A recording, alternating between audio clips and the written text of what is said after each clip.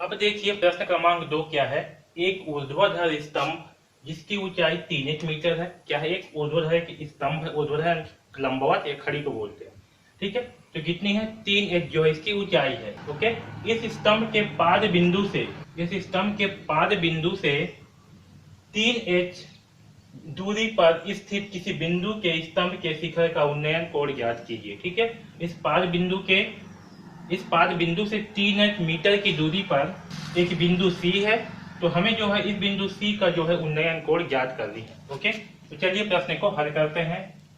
तो देखिए इस प्रश्न में हमें क्या दिया? हमें दिया हुआ है ए बी का मान। ए बी का मान कितना दिया हुआ है? ए बी का मान है 3h वर्गमूल 3h, तो वर्गमूल 3h मीटर। ठीक है, दूसरा हमें बीसी का मान दिया हुआ है, तो बीसी का मान क्या है? बीसी का मान है पहला है ए बी का मान है 3h बस है। ओके, और जो बीसी का मान है ये है वर्गमूल 3h मीटर। ठीक, और हम मान करके चलते हैं कि उन्नयन कोण सी। ठीक है, उन्नयन कोण सी का मान क्या है? कोण सी का मान है थीटा। ठीक, आया समझ में? तो देखिए यहाँ से त्रिभुज ACB में, तो समकोण त्रिभुज ABC में कोण सी, ओके, कोण सी यानी कि tan थीटा, तो tan थीटा बराबर क्या होगा? AB बटे B। तो इसमें ये जो कोण थीटा है इसका मान क्या होगा? tan थीटा बराबर लंब बटे आधार। लंब क्या है? AB, आधार क्या है? BC। ओके, अब देखिए यहाँ से tan थीटा बराबर AB का मान कितना है? तो AB का मान है 3h।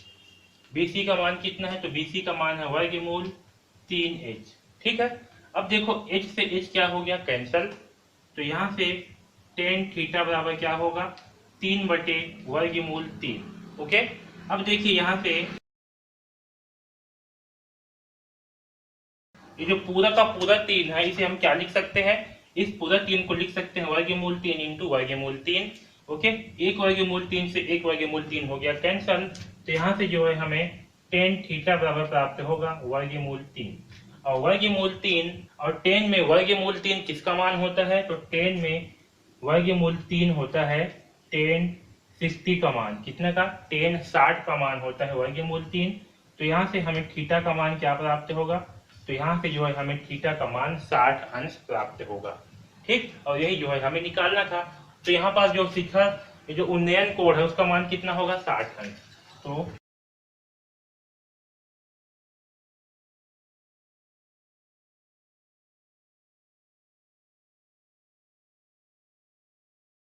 ठीक, तो शिखर का उन्नयन कोण का मान कितना होगा? 60 अंश होगा।